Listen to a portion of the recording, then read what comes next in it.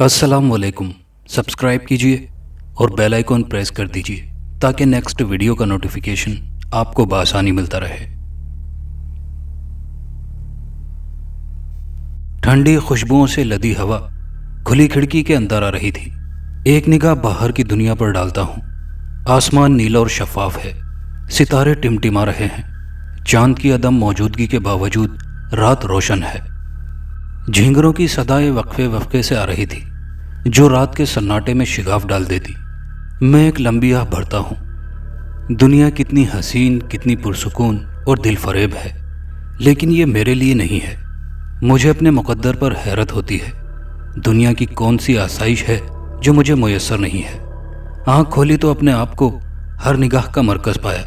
दौलतमंद घराने का बेटा, खुशियाँ मुसर्रतें, जो चाहा वो पाया। इसके बावजूद मैं इस दुनिया को अपने लिए एक जहन्नुम समझता हूँ और मुसलसल झुलस रहा हूँ। 2 साल से मेरी ज़िंदगी में ऐसा इनकलाब है जिसने मेरे शबो रोज़ का सुकून छीन लिया है। 2 साल के अंदर मेरे चेहरे की सफ़ेदी और सुर्खी जर्दी में तब्दील हो गई है। इन 2 बरसों में मेरा वज़न कम हुआ है। मैं ऐसी बीमारी में मुब्तला हूँ जिसका इलाज किसी के पास नहीं। लाखों जतन किए, हर दर तक पहुँचा, दौलत पानी की तरह बहा दी, लेकिन मायूसी के सिवा कुछ भी हाथ ना आया। मैं आखिरकार फैसला कर चुका हूँ, खुद ही अपनी जान लेने का। मैंने तारीख तक मुकर्रर कर रखी है। आज चांद की 2 तारीख है। मैं चांद की 13 तारीख को अपनी जान अपने हाथों से ख़त्म कर दूंगा। अपनी ज़िंदगी लेने से पहले मैं अपनी ज़िंदगी की दास्तान लिखकर मुकम्मल कर देना चाहता हूँ। कल मैंने अपना फ़ैसला हतमी तौर पर कबूल कर लिया था। आज से मैंने अपनी रुदाद हयात लिखना शुरू कर दी है। मैं 13 तारीख तक अपनी ज़िंदगी की दास्तान मुकम्मल करके अपने पीछे छोड़ जाना चाहता हूँ। मैं जानता हूँ जब मेरी खुदकुशी के बाद मेरे हाथ की लिखी हुई मेरी आप बीती किसी के हाथ लगेगी और वो उसे पढ़ेगा तो उसे यकीन नहीं आएगा। लेकिन मैं ये भी जानता हूँ कि चंद ऐसी पढ़ने वाली आंखें ज़रूर मिल जाएंगी जो मेरी आप बीती को नाकाबिल यकीन नहीं बल्कि हकीकी और सच्ची करार देंगी। मैं एक नाकाम इंसान हूँ, इसलिए खुदकुशी का फैसला कर चुका हूँ। कोई यकीन नहीं करेगा कि चांद भी ऐसा इंसान का दुश्मन हो सकता है। 2 बरस होने को आए हैं जब आसमान पर चमकने वाले मुनव्वर चांद ने मेरे खिलाफ साजिश की और मुझे मगलूब कर लिया। चांद के खिलाफ इस जंग में कोई इंसान मेरे लिए कमक मुहैया न कर सका। बिलाखिर मैं अकेला रह गया। इसे इत्तिफाक कहिए या अजीबोगरीब वाक़या कि जब मैं पैदा हुआ तो मेरे वालिदैन ने मेरा नाम कमर खान रखा। मेरे वालिद बहुत बड़े जागीरदार थे। ज़मीनें और जायदाद हमारे ख़ानदान में कई पुश्तों से चली आ रही हैं। मेरी पैदाइश हमारी आबाई हवेली में हुई। ये हवेली किला नुमा है और कम से कम 100 बरस पुरानी है। लेकिन जहाँ इन 100 बरसों में इसकी असली शक्ल व सूरत तब्दील नहीं की गई, वहाँ इस दौरान में वो तमाम सहूलतें और आसाइशें फराहम की गईं जिनके बगैर आज का जदीद इंसान ज़िंदगी नहीं गुजार सकता। पिछले चंद रोज़ से मैं अपनी इसी आबाई हवेली में आ गया हूँ। हमारी हवेली में दर्जनों मुलाजिम हैं, लेकिन मैंने सब मुलाजिमों को छुट्टी दे दी है। उन्हें बहुत हैरत हुई थी। मैंने उनसे कहा कि वो चांद की 14वीं तक छुट्टी कर सकते हैं। दर्जनों खिदमत गुजारों में से मैंने अपने एक पुराने बूढ़े मुलाजिम मुराद को हवेली में रख लिया। मुराद हरफन मौला है। ये हवेली जो 20 कमरों, राहदारियों और चंद खुफिया तहखानों पर मुश्तमिल है, एक छोटे किले की मानिंद है। इसकी ये ऊंची दीवारें फसील नुमा हैं जिन पर कंगूरे और बुर्जियाँ दूर से दिखाई देती हैं। इस हवेली ने ज़माने के कई दौर देखे हैं। आज भी वहाँ जहाँ कीमती और असल घोड़ों का अस्तबल है, मेरी 2 इंतहाई कीमती और मॉडर्न कारें मौजूद हैं। हवेली की ज़ाहिरी हालत इंसान पर दबदबा हैबत तारी कर देती है। फसील नुमा दीवारों के अंदर और बाहर अनगिनत बुलंदो बाला कदीम छतनार के दरख्त हैं। बाज़ मकामात पर इन दरख्तों की टहनियों और शाखों ने फसील नुमा दीवारें ढांप रखी हैं। हवेली के बेशतर कमरे बड़े कीमती और नादिर फर्नीचर से आरास्ता हैं। चंद कमरे ऐसे भी हैं जो मुकम्मल तौर पर मॉडर्न हैं। यहाँ सोफ़े हैं, जदीद दौर का फर्नीचर है। हर चीज़ जो किसी बड़े दौलतमंद शहरी महज़्ज़ब और मॉडर्न घराने में हो सकती है, वो इस हवेली में मौजूद है। 40-50 बरस पहले हवेली में कंदीलें और शमें जलती थीं। कीमती झाड़ और फानूस दूर से मंगवाए जाते थे। कई कमरों में आज भी वही पुराने झाड़ और फानूस شمعوں سے روشنی کرتے ہیں، لیکن اب وہاں بجلی بھی آ چکی ہے، ریفریجریٹر بھی ہے، ٹی وی بھی، ریڈیو، ڈی وی ڈی پلیئر اور جدید الیکٹرونکس کا سب سامان بھی۔ معلوم نہیں چاند کی 13 تاریخ کے بعد اس کا کیا حشر ہوا۔ میری پیدائش پر میرے والد نے جس جشن ولادت کا اہتمام کیا اس پر لاکھوں روپے خرچ کر دیے۔ غریب غربا ضرورت مندوں کی جھولیاں بھر دی گئیں۔ میں اپنے والدین کی پہلی اور آخری اولاد تھا، اس لیے وہ مجھ پر ہر لمحہ واری صدقے جاتے۔ میری خدمت اور نگہداشت کے لیے کئی ملازمائیں بھی رکھی گئی تھی۔ جب میں نے ہوش سنبھالا تو اپنے آپ کو ایسے کمرے میں پایا جہاں چاروں طرف کھلونے دکھائی دیتے تھے، انتہائی مہنگے اور قیمتی کھلونے جو دنیا بھر سے جمع کیے گئے تھے۔ قدیم رواج کے مطابق میری رسم بسم اللہ ہوئی تو ایک بار پھر پورے علاقے میں خوشیاں منائی گئی اور جشن کا سما پیدا ہو گیا۔ میں اپنے والدین کی آنکھوں کا تارا تھا۔ میری تعلیم کے لیے قابل اساتذہ کی خدمات حاصل کی گئی۔ میری ہر خواہش میری زبان پر آنے سے پہلے پوری کر دی جاتی۔ مجھے کچھ طلب کرنے کی ضرورت ہی محسوس نہ ہوتی۔ ملازم ہر وقت میرے ناز اٹھانے کے لیے موجود تھے۔ ان سب خوشیوں اور آسائشوں کے ساتھ ساتھ میں بڑا ہوا۔ 11 برس کا ہوا تو میری والدہ کا انتقال ہو گیا۔ اپنی ماں کی موت کا صدمہ آج تک میرے ذہن میں تازہ ہے۔ اس وقت پہلی بار مجھے احساس ہوا تھا کہ دنیا میں بہت سے ایسے واقعات بھی ہوتے ہیں جن کے سامنے دولت کے ڈھیر بھی ہیچ اور ناکارہ ہیں۔ میری والدہ کی وفات کے بعد میرے والد نے میری دلداری اور ناز برداری میں کہیں زیادہ اضافہ کر دیا۔ بعض لوگوں نے انہیں دوسری شادی کا مشورہ بھی دیا، لیکن میرے والد نے انکار کر دیا۔ وہ سمجھتے تھے کہ سوتیلی ماں میرے ساتھ انصاف نہ کر سکے گی۔ ویسے بھی انہیں میری والدہ سے بے حد محبت تھی۔ میں 17 برس کی عمر میں FA کا طالب علم تھا۔ میرے والد شدید بیمار پڑ گئے۔ والدہ کی موت کے بعد ان کی صحت کو گھن لگ چکا تھا۔ وہ آہستہ آہستہ گھل رہے تھے۔ میں جانتا ہوں وہ زندہ رہنا چاہتے تھے۔ وہ میری وجہ سے بھی زندگی کے خواہاں تھے، لیکن روگ اندر ہی اندر انہیں چاٹتا چلا گیا۔ ان کی بیماری پراسرار سی تھی۔ ہر ڈاکٹر اور معالج کی تشخیص جداگانہ تھی۔ ان کا علاج ہوتا رہا۔ وہ تقریباً 1 برس تک بستر کے ساتھ لگے رہے اور پھر ایک دن ان کا انتقال ہو گیا۔ ان کی موت نے مجھے ہلا کر رکھ دیا۔ میں علاقے کا نیا جاگیردار تھا۔ دنیا کی ہر آسائش مجھے میسر تھی، لیکن میرا اپنا کوئی نہ رہا، نہ باپ نہ ماں۔ میرے والد نے اپنے انتقال سے 1-2 روز پہلے مجھے خاص طور پر بلوایا۔ اپنے پاس بیٹھے ملازموں اور عیادت کرنے کے لیے آنے والے لوگوں کو اپنے کمرے سے چلے جانے کے لیے کہا۔ جب سب لوگ چلے گئے تو میرے والد نے مجھے اپنے پلنگ پر اپنے قریب بٹھا لیا۔ انہوں نے میرا ہاتھ تھام کر بڑے دکھ بھرے اور پراسرار اور دھیمے لہجے میں کہنا شروع کیا، قمر بیٹا، میرا آخری وقت آ چکا ہے۔ میں جانتا ہوں کہ اب میں زیادہ دن نہیں جی سکوں گا۔ میرے بعد تمہیں حوصلے سے کام لینا ہوگا۔ اس جاگیر کو ترقی دینی ہوگی جو ہمارے بزرگوں کی یادگار اور ہمارا افتخار ہے۔ میری بڑی خواہش ہے کہ اپنی آنکھوں کے سامنے تمہیں صحرا باندھتے دیکھوں۔ میں نے والد محترم کی بات کاٹتے ہوئے کہا تھا، آپ کی ہر خواہش پوری کرنا میرا اولین فرض ہے۔ آپ بہت جلد صحت یاب ہو جائیں گے، پھر دل کے ارمان پورے کر لیجئے گا۔ میرے والد کے چہرے کی کیفیت بتا رہی تھی کہ میری شادی کا مسئلہ ان کے لیے یقیناً بہت اہم ہے، لیکن اس سے بھی زیادہ کوئی اہم بات ہے جسے وہ کرتے ہوئے کچھ ہچکچا رہے تھے۔ میں ان کے چہرے کے بدلتے تاثرات سے اندازہ لگا رہا تھا کہ وہ اپنے اندر یہ ہمت پیدا کر چکے ہیں کہ ہچکچاہٹ کو دور کر کے وہ بات کہہ ڈالے۔ وہ پراسرار دھیمے لہجے میں کہنے لگے، ہمارے خاندان کی ایک بہت عجیب روایت چلی آ رہی ہے۔ کاش میں تمہیں تفصیل سے کچھ بتا سکتا۔ مسئلہ ایسا ہے کہ خود میری سمجھ میں بھی نہیں آیا کہ اس کے باوجود میں تمہیں خبردار کر دینا چاہتا ہوں۔ میں بڑے تجسس سے ان کی باتیں سن رہا تھا۔ ہمارے خاندان کی ہر تیسری پشت میں ایک آدمی کو ایک خاص مرض لاحق ہوتا ہے۔ تمہارے پردادا بھی اسی پراسرار مرض میں مبتلا ہوئے تھے۔ اس سے پہلے بھی 3 پشت کے ایک فرد کو یہ مرض لاحق ہوا تھا اور وہ پاگل ہو کر مرے تھے۔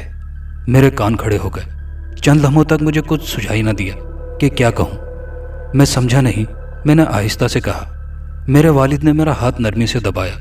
ان کے ہاتھ کی ٹھنڈک میں اب تک محسوس کر رہا ہوں۔ ہاں، یہ سچ ہے۔ ہمارے خاندان کی تیسری پشت میں ایک نہ ایک شخص پاگل ہو کر مرا ہے۔ وہ رک گئے۔ ان کے چہرے پر اذیت کی ایسی کیفیت دکھائی دی جو میرے لیے اس وقت بھی بڑی تکلیف دہ تھی اور آج بھی حد درجہ تکلیف دیتی ہے۔ ہاں یہی سچ ہے بیٹا، اب تیسری پشت میں تم آ چکے ہو۔ میرا جی دہل گیا، لیکن دوسرے لمحے میں نے اسے اپنے والد کی توہم پرستی سمجھا۔ میں ایک تعلیم یافتہ، انتہائی صحت مند اور وجیح نوجوان تھا، بھلا میں کیوں پاگل ہوتا؟ لیکن اپنے مرتے ہوئے باپ کی بات جھٹلانا بھی میرے لیے ناممکن تھا، اس لیے میں خاموشی سے سنتا رہا۔ قدیم خاندانی روایت کے مطابق اس پشت میں تیسرا نمبر تمہارا ہے اور اب تمہاری باری ہے، یہ کہہ کر انہوں نے اپنے منہ پر ہاتھ رکھ لیا، جیسے وہ پشیمان ہوں کہ یہ جملہ ان کی زبان سے کیوں نکل گیا۔ مجھے بہت اچھی طرح یاد ہے کہ خاصی دیر گہری بوجھل خاموشی چھائی رہی تھی، پھر جیسے والد محترم نے یکدم موضوع بدل دیا۔ میرے ہاتھ کو قدرے بھرپور انداز میں دبانے کی کوشش کرتے ہوئے انہوں نے مردہ سی مسکراہٹ چہرے پر لاتے ہوئے کہا، وعدہ کرو کہ تم جلد ہی شادی کر لو گے۔ مگر آپ ابھی خاندانی روایت کی بات کر رہے تھے، ہر تیسری پشت میں پاگل ہو جانے کی روایت۔ ہاں وہ روایت تو ہے، لیکن تم وعدہ کرو کہ شادی کر لو گے۔ مجھے اپنی والد کی باتیں سمجھ میں نہ آ رہی تھی، لیکن ان کی خوشی کے لیے میں نے شادی کا وعدہ کر لیا۔ تیسرے دن والد صاحب انتقال کر گئے اور میں وہ سب باتیں بھول گیا جو انہوں نے مجھے خاندانی روایت کے بارے میں بتائی تھیں۔ 20 برس کی عمر تک میں نے BA کر لیا تھا، آگے پڑھنے کی کوئی حاجت نہ تھی۔ جاگیر کا کام ہی اتنا پھیلا ہوا تھا کہ مجھے اس طرف پوری توجہ دینے کی ضرورت تھی۔ میں اپنی حویلی میں رہنے لگا، شہر کا بنگلہ کرائے پر چڑھا دیا۔ پھر میری زندگی میں گلابو داخل ہوئی۔ وہ سچ مچ گلاب کا پھول تھی، نازک، بے حد حسین اور معطر۔ وہ جنت نگاہ تھی اور فردوس گوش تھی۔ اس کا سراپا سرخ و سفید گلاب کی پتیوں اور خوشبوؤں سے گوندا گیا تھا۔ وہ گدڑی میں لال تھی۔ اس وقت جبکہ میں اپنی روداد حیات قلم بند کر رہا ہوں، دو باتیں ایسی ہیں جو مجھے بہت عجیب لگ رہی ہیں۔ جس طرح چاند میرا دشمن بن گیا ہے اور میرا پیدائشی نام اتفاق سے قمر خان ہے، اسی طرح گلابو بھی اس میں بامسا تھی۔ اس کی زندگی گلاب کی طرح تھی جو کونپل کی صورت میں جنم لیتا، پھول بنتا، خوشبوئیں اور حسن بکھیرتا اور پھر مرجھا جاتا یا رون دیا جاتا۔ میرا اپنا نام اور گلابو کا نام اور اس کا مقدر میری زندگی کی داستان میں معنی خیز اہمیت رکھتے ہیں۔ لوگ کہتے ہیں کہ نام میں کیا رکھا ہے، میں کہتا ہوں کہ نام میں بہت کچھ ہوتا ہے۔ میرے دل میں جو طوفان 2 سال پہلے سے برپا ہے، اب اس طوفان کو سکون سا آ رہا ہے۔ ایک تو اس لیے کہ میں اپنا آخری فیصلہ کر چکا ہوں کہ میں خودکشی کر کے چاند کو موقع نہیں دوں گا کہ وہ مجھے شکست دے سکے۔ دوسری وجہ یہ ہے کہ جب بھی گلابو یاد آتی ہے، دل عجیب سوز و گداز سے بھر جاتا ہے۔ اس کی موت جس انداز میں ہوئی، اس سے پورا علاقہ کانپ اٹھا تھا۔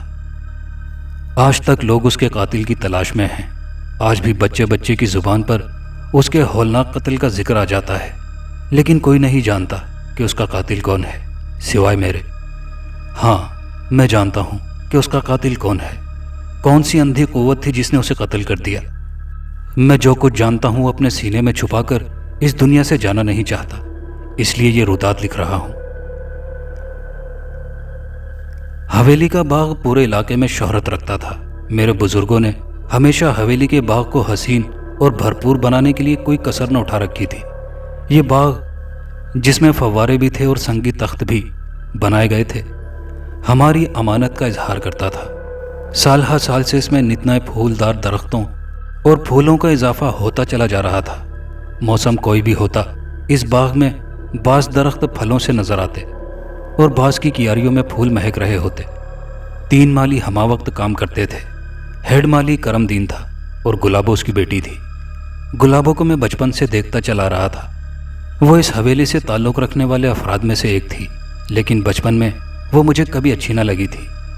جب میں تعلیم کے لیے شہر گیا اور وہاں کئی برس رہا اور تعطیلات میں واپس آتا تو کبھی کبھار گلابو پر نظر پڑ جاتی، جو اب مجھے خاصی اچھی لگنے لگی تھی، لیکن ابھی میرے دل میں اس کے لیے محبت کا چراغ روشن نہ ہوا تھا۔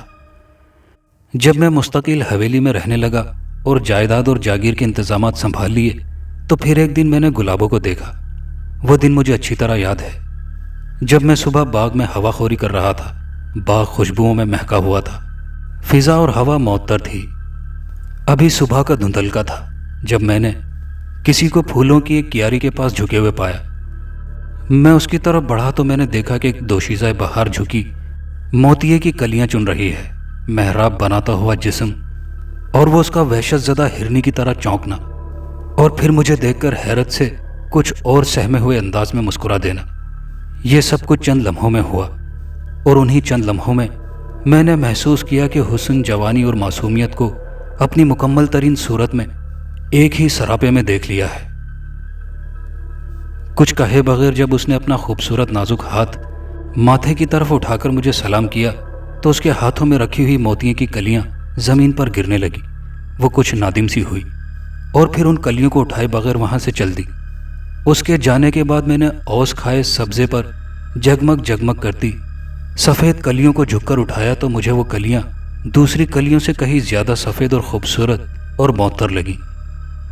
یہ گلابوں کا لمس تھا جس نے انہیں نئی خوبصورتی اور نئی خوشبو عطا کر دی تھی۔ میں نے اپنی جاگیر کے میر منشی احمد بیگ سے بات کرنے کا فیصلہ کر لیا۔ میر منشی کا خاندان کئی پشتوں سے ہماری خدمت کرتا چلا رہا تھا۔ ہم اگر نسلی طور پر جاگیردار تھے تو اس کا خاندان نسل در نسل ہماری جاگیر کا میر منشی چلا رہا تھا۔ احمد بیگ اس وقت 60-65 برس کے پیٹے میں تھے۔ 2 لڑکیاں تھیں جو بیاہی گئی تھی، اور اپنے بیٹے کو وہ اپنے ساتھ کام پر لگائے ہوئے تھے، کیونکہ مستقبل میں احمد بیگ کے بعد اسے ہی یہ منصب سنبھالنا تھا۔ میں فیصلہ کر چکا تھا، اور احمد بیگ سے بات کرتے ہوئے میرے لہجے میں اعتماد تھا۔ میں نے شادی کرنے کا فیصلہ کر لیا ہے میر منشی صاحب۔ وہ مجھے مبارکباد اور دعا دینے لگے۔ میں ہیڈ مالی کی بیٹی گلابوں سے شادی کرنا چاہتا ہوں، آپ اس کے والد کرم دین سے بات کریں۔ میر منشی احمد بیگ کی آنکھیں جیسے پھٹنے لگی۔ میں جانتا تھا وہ بہت کچھ کہنا چاہتا ہے، مجھے میرا خاندانی مرتبہ اور گلابوں کی پستی کا احساس دلانا چاہتا ہے، لیکن میں نے اسے کچھ کہنے کا موقع ہی نہ دیا۔ میں بہت سوچ سمجھ کر فیصلہ کر چکا ہوں۔ آپ آج ہی کرم دین سے بات کر کے مجھے شام تک اطلاع دیں۔ اب آپ جا سکتے ہیں منشی صاحب۔ وہ حیرت زدہ اٹھا اور مجھے حیرت میں گم نظروں سے دیکھتا چلا گیا۔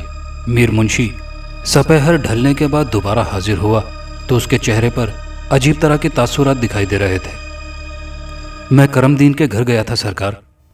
گلابوں کی ماں اور باپ پر یہ بات سنتے ہی جیسے سکتہ طاری ہو گیا۔ میں نے انہیں جھنجھوڑا تو بھی خاموش رہے۔ جب وہ کچھ سنبھلے تو کرم دین پھولے نہ سما رہا تھا۔ وہ اپنی قسمت پر ناز کرنے لگا، لیکن گلابوں کی ماں کا رد عمل بہت مختلف تھا۔ سرکار، جب میں انہیں چھوڑ کر نکلا تو وہ آپس میں جھگڑ رہے تھے۔ کرم دین اس رشتے کے حق میں ہے اور اس کی بیوی اس کی شدید مخالفت کر رہی ہے۔ بات روک کر احمد بیگ منشی نے پھر ایسا تاثر دیا جیسے وہ مجھے اس راہ سے روکنا چاہتا ہو۔ میں نے براہ راست سوال کیا، تو پھر بات کا نتیجہ کیا نکلا؟ سرکار، کرم دین تھوڑی دیر بعد مجھے فیصلے سے آگاہ کر دے گا۔ ہیڈ مالی کرم دین کی بیوی مجھے شام کے بعد ملنے آئی۔ اس کی آنکھیں جھکی ہوئی تھی اور اس کے چہرے پر خوف صاف دکھائی دے رہا تھا۔ اس خوفزدہ چہرے پر ان گنت اندیشے بھی مچل رہے تھے۔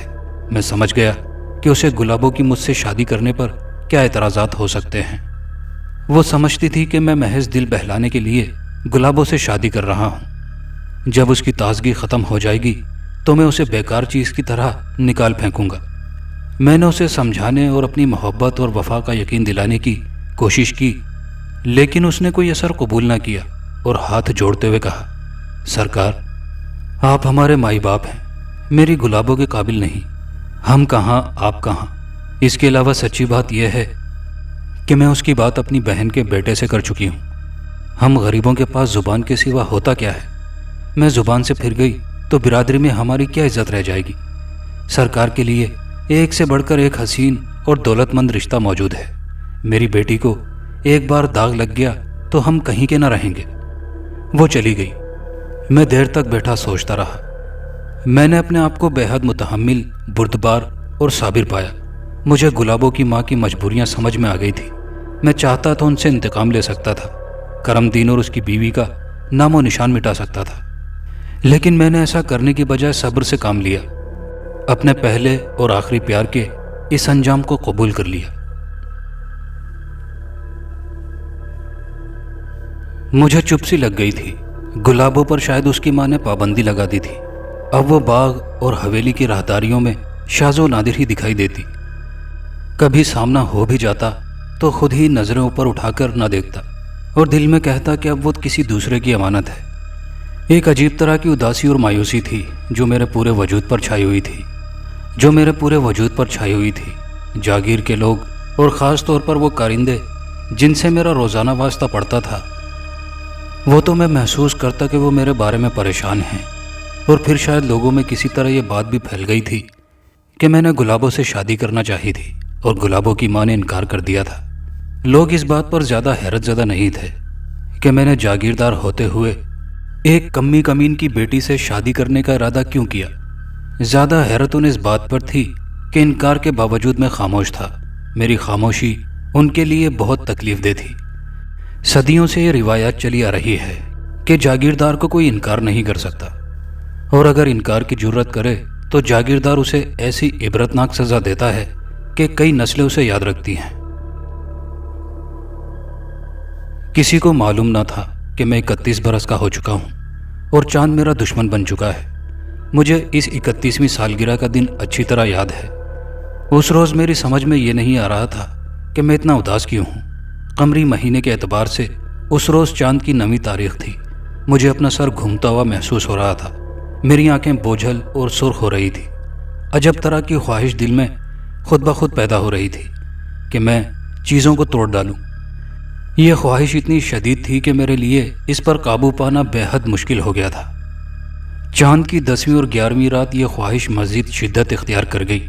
میں نے کئی برتن توڑ ڈالے، کئی کتابیں پھاڑ دی۔ 12ویں اور 13ویں کو یوں محسوس ہوا جیسے میرے جسم کے اندر کوئی طاقتور درندہ چھپا ہوا ہو اور باہر نکلنے کی کوشش کر رہا ہو۔ میں نے کھڑکیوں کے شیشے توڑ دیے۔ جانے کیا کیا مجھ سے ہوا، پھر میں ہانپتا ہوا فرش پر گر گیا۔ چاند کی 14ویں تھی۔ جو ہی شام ہوئی اور آسمان پر پورا چاند نکلا، میں پاگل ہو گیا۔ جو کچھ میرے اندر اور باہر ہو رہا تھا اس نے مجھے پاگل کر دیا تھا۔ 7-8 بجے میں نے اچانک محسوس کیا کہ میرے جسم پر بڑے بڑے بال اگنے لگے ہیں۔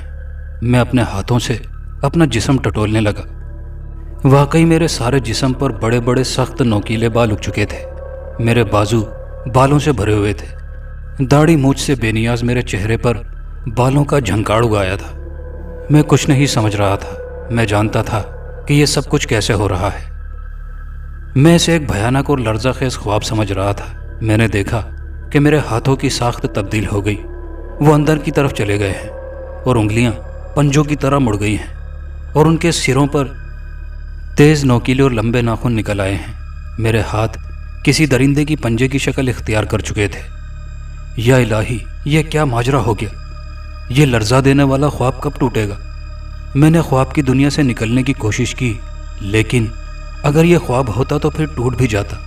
یہ خواب تھا ہی نہیں، یہ تو حقیقت تھی، اور حقیقت بدلی نہیں جا سکتی۔ میں ہاتھوں اور پیروں کے بل چلتا ہوا قدم آئینے کی طرف بڑھا اور پھر اس کے سامنے کھڑا ہو گیا۔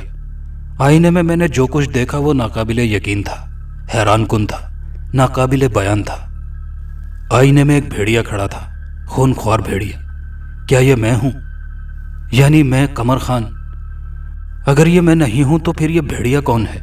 آئینے میں دکھائی دینے والا بھیڑیا میں تھا۔ ذہن انسان کا تھا، لیکن انداز و فکر درندوں کا بن گیا تھا۔ اپنے آپ کو بھیڑیا دیکھ کر مجھے اتنا صدمہ ہوا کہ میں غش کھا کر گر پڑا۔ جب مجھے ہوش آیا تو میں تھا۔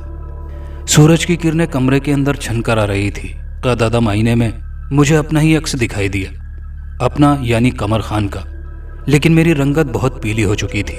میں اپنے آپ کو بہت کمزور اور نقاہت زدہ محسوس کر رہا تھا۔ میں نے حرکت کی تو جوڑ جوڑ دکھنے لگا۔ اپنے جسم کو دیکھا، وہی جسم جو پچھلی رات خاردار لمبے درشت بالوں سے اٹا ہوا تھا، اب اس پر کوئی بال دکھائی نہ دے رہا تھا۔ چہرہ بھی ٹھیک تھا۔ ایک بار پھر میرا ذہن چکرا کر رہ گیا۔ کل رات جو کچھ میں نے آئینے میں دیکھا وہ کیا تھا؟ کیا وہ ایک وہم تھا؟ اگر وہمہ تھا تو میں اس وہم میں کیسے مبتلا ہو گیا تھا؟ اور حقیقت کیا تھی؟ میرا ذہن، میرے حواس یہ قبول کرنے کے لیے تیار نہ تھے کہ رات کو اپنے آپ آئینے میں نے جس خوفناک بھیڑیے کی صورت میں دیکھا تھا وہ ایک خواب تھا۔ نہیں، وہ خواب نہیں تھا۔ ہاں، وہ خواب تھا۔ میرے کئی شب و روز اسی کشمکش میں گزر گئے۔ میں کوئی فیصلہ نہ کر پا رہا تھا۔ میرے اعصاب جواب دینے لگے۔ کسی نہ کسی طرح آہستہ آہستہ میں اپنے آپ کو یہ کمزور سا یقین دلانے میں کامیاب ہو گیا کہ میں نے جو کچھ دیکھا وہ ایک خواب تھا، ہولناک خواب۔ لیکن میں یہ محسوس کرنے لگا تھا کہ اس خواب کے بعد میرے اپنے وجود اور ذہن میں تبدیلی پیدا ہو رہی تھی۔ میرے اندر کی نرمی اور شائستگی میں دراڑ پیدا ہو چکی تھی۔ اب میں لوگوں سے سخت کلامی کرنے لگا تھا۔ بعد میں مجھے خود حیرت ہوتی کہ میں تو ایسا نہیں تھا۔ ایک دن میں اپنی اس اندرونی تبدیلی پر بے حد شرمندہ اور نادم ہوا۔ گلابو حویلی کی ایک راہداری سے گزر رہی تھی۔ میرا اس سے آمنا سامنا ہوا۔ اس کی نگاہیں جھکی ہوئی تھی، لیکن میں نے اپنی نظروں کو بدلتے پایا۔ میں جو اسے دور سے آتے دیکھ کر اپنی نظریں جھکا لیتا تھا، اب میں نے اپنی انہی آنکھوں سے اسے گھورتا ہوا پایا۔ وہ میرے اس انداز پر کچھ سہم سی گئی تھی۔ وہ تیزی سے آگے نکلنا چاہتی تھی کہ میں نے جست لگا کر اس کا بازو پکڑ لیا۔ اس نے بڑی بے بسی اور حیرت سے میری طرف دیکھا۔ میں نے زور سے اس کے بازو کو جھٹکا دے کر چھوڑتے ہوئے کہا، مجھ سے تم بچ نہیں سکتی۔ وہ آنسو بہاتی بھاگ کھڑی ہوئی، جیسے کوئی ایسی ہرنی ہو جو شکاری کی زد میں آ کر جان بچانے کے لیے بھاگ رہی ہو۔ چند ہی منٹ کے بعد میں نے پچھتانا شروع کر دیا۔ مجھے اپنے آپ پر یقین ہی نہ آ رہا تھا کہ میں نے ایسی ہی حرکت کی تھی۔ میں حیران تھا کہ مجھ میں اتنی ہمت اور جرت اور بے باکی کہاں سے آ گئی تھی۔ یہ میں نہیں تھا۔ میں ایسا کر ہی نہیں سکتا تھا۔ لیکن نہیں، یہ میں ہی تھا۔ میں نے ہی ایسا کیا تھا۔ یہ خواب نہیں تھا۔ میں بہت پچھتایا۔ بہت سے وسوسوں نے میرے دل میں ڈیرا ڈال دیا۔ میں سوچنے لگا کہ گلابو جا کر میری اس گھٹیا حرکت کے بارے میں اپنی اماں سے کہے گی۔ اس کے باپ کو علم ہوگا، وہ میرے متعلق کیا سوچیں گے۔ اوہ میرے خدا! لیکن جب شام تک کوئی میرے پاس شکایت لے کر نہیں آیا تو مجھے یقین ہو گیا کہ میری اس گھٹیا حرکت کا ذکر گلابو نے اپنے والدین سے نہیں کیا۔ میں دل ہی دل میں اللہ تعالیٰ سے معافی مانگنے لگا۔ میں نے اپنے آپ سے یہ عہد کیا کہ میں آئندہ ایسی گری ہوئی حرکت کبھی نہیں کروں گا۔ میں کئی روز حویلی میں اپنے کمرے میں ہی پڑا رہا، باہر ہی نہ نکلا۔ مجھے اپنے آپ پر اعتماد نہیں رہا تھا۔ دن گزرتے چلے گئے، میں نارمل ہو گیا۔ نقاہت بھی کم محسوس ہونے لگی، چہرے کی زردی بھی سرخی میں تبدیل ہو رہی تھی۔ لیکن یہ سب کچھ عارضی تھا۔ چاند کی 11ویں کو پھر میرے وجود میں زلزلہ آنا شروع ہو گیا۔ میں چونکہ پچھلے ماہ اس لرزہ خیز تجربے سے گزر چکا تھا، اس لیے میں نے اس کے خلاف بند باندھنے کی کوشش کی۔ میں اپنے حواس قائم رکھتے ہوئے اپنے اندر پیدا ہونے والی تبدیلیوں کو سمجھنے کی کوشش کرنے لگا، اور جب چاند کی 14ویں آئی تو میری تمام کوششیں ناکام ہوئی، اور میں ایک بار پھر اپنے آپ کو خونخوار بھیڑیے کی صورت میں دیکھ رہا تھا، اور میں بھیڑیے کی طرح غرا رہا تھا۔ میں سچ مچ بھیڑیا بن گیا تھا۔ میں چیر پھاڑ کرنا چاہتا تھا۔ میں نے اپنے بستر کے تکیوں کو دانتوں میں لے کر پھاڑ ڈالا تھا، کپڑے نوچ ڈالے تھے، جو چیز سامنے آئی اسے کاٹ کر ٹکڑے ٹکڑے کر دیا۔ صبح ہوئی تو میں نے پھر سے اپنے آپ کو قمر خان کے وجود میں دیکھ رہا تھا، لیکن کسی بچے کی طرح کمزور بھی ہو چکا تھا۔ میرے لیے یہ سمجھنا مشکل نہ رہا کہ میں چاند کی 14ویں تاریخ کو بھیڑیا بن جاتا ہوں۔ اس تاریخ کا اس ہولناک واقعے سے گہرا تعلق تھا۔ میں نے شہر کا رخ کیا۔ ایک المناک اور بے ثمر جدوجہد کا آغاز ہوا۔ مختلف معالج، حکیم، سیانے اور تعویذ گنڈا کرنے والے، میں انہی کا ہو کر رہ گیا۔ لیکن جو ہی چاند کی 14ویں تاریخ آتی، میں بھیڑیا بن جاتا۔ کسی ڈاکٹر، کسی ماہر معالج، کسی حکیم، کسی گنڈا تعویذ کرنے والے کا کوئی علاج، کوئی نسخہ، کوئی تعویذ مجھ پر کارگر ثابت نہ ہوتا۔ میں چند دنوں کے لیے اپنی جاگیر پر جاتا اور پھر نکل کھڑا ہوتا۔ میں نے اپنے علاج کے لیے ہر شہر، ہر قصبہ کھود ڈالا تھا۔ جہاں کسی کی شہرت سنی وہاں پہنچ گیا، پیسے کو پانی کی طرح بہا دیا، لیکن کچھ افاقہ نہ ہوا۔ کوئی دعا اور دوا میرے دکھ کا درما نہ بن سکی۔ تب مجھے اپنے والد مرحوم کی بات یاد آئی، جو انہوں نے موت سے چند روز پہلے مجھے کہی تھی کہ ہمارے خاندان کی ہر تیسری پشت کا ایک فرد خاص مرض میں مبتلا ہو جاتا ہے۔ میرے والد صاحب سب کچھ جانتے تھے، ہر حقیقت سے آگاہ تھے، لیکن انہوں نے جان بوجھ کر بات گول مول کی تھی، ورنہ وہ جانتے تھے کہ ہمارے خاندان کی ہر تیسری پشت کا ایک فرد चांद की 14वीं तारीख को इंसान से भेड़िया बन जाता है। 2 बरसों में मेरे अंदर इंसान और दरिंदे की कशमकश जारी रही। इंसान उस दरिंदे को मगलूब न कर सका और दरिंदा इंसान को ख़त्म करने में नाकाम रहा। मैं चांद की 14वीं तारीख को ऐसे कमरे और ऐसे घर में रहता जिसके दरवाजे मजबूत होते और उन्हें तोड़ना मुश्किल होता, जहाँ से आवाज़ें बाहर न जा सकती। मैं चांद की 14वीं के आते ही अपने आप को कमरे के अंदर बंद कर लेता और अपने अंदर के इंसान को जिंदा रखना चाहता था, जबकि 14वीं तारीख को मेरे अंदर छुपा हुआ दरिंदा भेड़िया बाहर आने के लिए जान तोड़ कोशिश करता। 2 बरस मैं अपने अंदर के भेड़िए के साथ लड़ा, लेकिन उसे ख़त्म न कर सका। जागीर के इंतज़ामात मेरी मुसलसल अदम मौजूदगी की वजह से गड़बड़ होने लगे। मुझे मीर मुंशी के इसरार पर बहरहाल अपने गांव, अपनी जागीर, अपनी हवेली का रुख करना पड़ा। मैं तहिया कर चुका था कि सारे काम निपटाकर 14वीं की रात से पहले गांव से निकल जाऊंगा, लेकिन काम ख़त्म होने का नाम न ले रहे थे और चांद की 14वीं आ गई। मेरे जिस्म पर बाल उगाए और मेरे हाथ पांव पंजों में तब्दील हो गए। मैं जसीम और ताकतवर भेड़िया बन गया। मेरे दुश्मन चांद ने मुझे ज़ेर कर लिया था। मेरे अंदर अंधी और बेपनाह ताकत मुझे उकसाने लगी। मैंने दरवाज़ा तोड़ दिया और बाहर निकल आया। आधी रात हो चुकी थी। चारों तरफ चांद की रोशनी फैली हुई थी। मैं जवान था, लेकिन उस वक्त एक दरिंदा था, एक भेड़िया था। मेरे अंदर शर और बदी ने अपना गलबा कर लिया था। मैं चलता हुआ गुलाबों के क्वार्टर के सामने खड़ा हो गया। मैंने 2-3 बार दरवाजे पर पंजे मारे और फिर मैं दरवाजे के साथ खड़ा हो गया। चंद मिनटों बाद दरवाज़ा खुला। मैं दीवार के साथ लगकर खड़ा हो गया। वो गुलाबो थी जो गहरी नींद से उठकर दरवाज़ा खोलकर बाहर झांक रही थी। गांव की लड़कियां बहादुर होती हैं, छोटे छोटे ख़तरों से नहीं घबराती। मैंने अपने पंजे ज़मीन पर ज़ोर से मारे और हल्के से घुराया। भेड़िए की मारूफ चालाकी और अय्यारी मेरे वजूद का हिस्सा बन गई थी। गुलाबो जूं ही दरवाजे से चंद कदम बाहर देखने के लिए आगे बढ़ी, मैं एक जस्त लगाकर दरवाजे के सामने उसके पीछे खड़ा हो गया। उसने मुझे मुड़कर देखा। अब वो दरवाजे के रास्ते से अंदर नहीं जा सकती थी। उसकी चीख निकली और वो सामने बाग की तरफ भागने लगी। मैं उसके पीछे लपका। मैं कमर खान नहीं था, एक भेड़िया था। वो पूरी कुव्वत से भाग रही थी, लेकिन वो मुझसे ज़्यादा तेज़ नहीं भाग सकती थी। खौफ ने उसकी आवाज़ तक को सल्ब कर लिया था। अब वो चीख भी नहीं पा रही थी। एक चीख जो कब से सन्नाटे में तहलील हो चुकी थी, उसके बाद उसके हलक से दूसरी चीख नहीं निकल सकी। फिर मैंने उसे जा लिया, मोतिये की उन्हीं कियारियों के पास जहां वो एक दिन कलियां चुन रही थी। तो कमर खान ने उसे देखा और उससे मोहब्बत करने लगा था। वहीं दूसरे कमर खान ने, जो चांद की 14वीं रात को भेड़िया बन जाता था, उसे झपट लिया था। उसके नरखरे पर अपने दांत गाड़ दिए थे। उसकी आवाज़ भी न निकल सकी थी। मैं भेड़िया था और वो एक नर्मो नाजुक इंसानी वजूद। मैंने उसका खून पिया, उसके जिस्म को अपने तेज़ नोकीले दांतों और पंजों से उधेड़ कर रख दिया। मुझे बड़ी तस्कीन हासिल हुई। मेरे अंदर छुपा हुआ कमर खान उस लम्हे मुर्दा हो चुका था।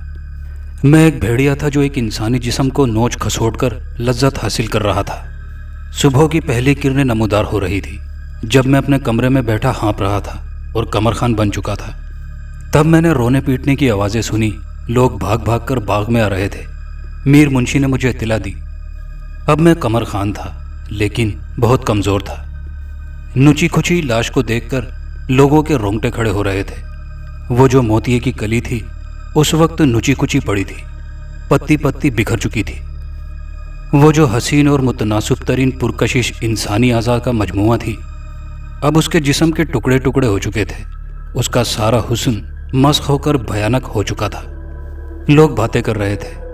कई ऐसे थे जो बाग में पंजों के निशान देखकर सुराग लगा चुके थे। भेड़िए का काम है, ये उसके पंजों के निशान है। जिस्म पर भी दांतों के निशान थे।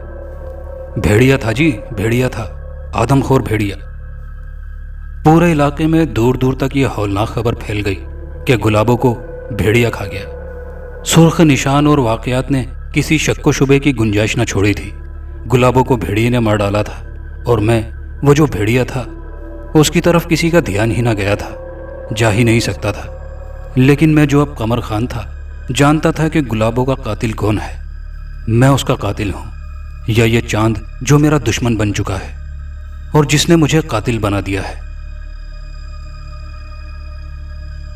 شام سے پہلے گلابو کو دفن کر دیا گیا۔ میں اس کے جنازے میں شریک نہیں ہوا۔ میں اس کی موت کے دکھ میں رویا نہیں تھا۔ میں تو کئی دن اس قمر خان کا ماتم کرتا رہا جو چاند کی 14ویں تاریخ کو بھیڑیا بن جاتا ہے اور جس نے اپنی پہلی اور آخری محبت کو خود ہی مار ڈالا تھا۔ ان گنت سوالوں نے میری زندگی اجیرن کر دی تھی۔ ایسے ایسے سوال جن کے جواب کسی کے پاس نہیں، ایسے ایسے سوال جو ذہن میں پیدا ہوتے ہیں تو سارا وجود لرز جاتا ہے، ایسے ایسے سوال جو پراسرار حقیقتوں کی نقاب کشائی نہیں کر پائے۔ میں ایک نہیں ہوں، میرا وجود تقسیم ہو چکا ہے۔ انسان، بھیڑیا، شائستگی، نیک خوئی اور درندگی۔ میں لا علاج ہوں۔ میرے اندر اتنی صلاحیت اور سکت باقی نہیں رہی ہے کہ میں اپنے اندر کے انسان کو بھیڑیے پر غالب لا سکوں۔ میں نے اپنی شکست اور ناکامی تسلیم کر لی ہے، اور پھر میں جانتا ہوں کہ اب جب چاند کی 14ویں رات آئے گی تو میں پھر شکار کے لیے نکلوں گا۔ اب میرے اندر کا انسان اتنا کمزور ہو چکا ہے کہ میں بھیڑیے کو باہر جانے سے نہیں روک سکتا، اور وہ ہر دروازہ توڑ دے گا۔ جب انسان بھیڑیا بن کر اپنی پہلی اور آخری سچی محبت کو خود ہی قتل کر ڈالے تو دوسرے انسانی وجود اس کے لیے کیا اہمیت رکھتے ہیں؟ انسان ہونے کے ناطے سے اپنے انسان ہونے کے وجود کا اظہار کرنے کے لیے میں نے وہ زہر حاصل کر لیا ہے جو چند منٹوں میں انسان کا خاتمہ کر دیتا ہے۔ میں بھیڑیا بن کر زندہ نہیں رہنا چاہتا۔ میں اپنی رودات قلم بند کر چکا ہوں اور پوری طرح مطمئن ہوں۔ اس لیے میں بہت پرسکون ہوں کہ میں انسان کی حیثیت سے مر رہا ہوں، اور انسان کی برتری فطرت اور اس کے مظہر چاند پر ظاہر کر دی ہے۔ میں دل کی دھڑکن بند کر دینے والا زہر پی چکا ہوں۔ میں مرنے والا ہوں۔ میں بھیڑیا نہیں، انسان ہوں، اور میں مر رہا ہوں۔ دوستو، کہانی اچھی لگی ہو تو ویڈیو کو لائک شیئر ضرور کیجیے گا، کامنٹ باکس میں اپنی رائے کا اظہار کیجیے گا، اور چینل پر نئے آنے والے دوستوں سے گزارش ہے کہ چینل کو سبسکرائب کر لیجیے۔ شکریہ۔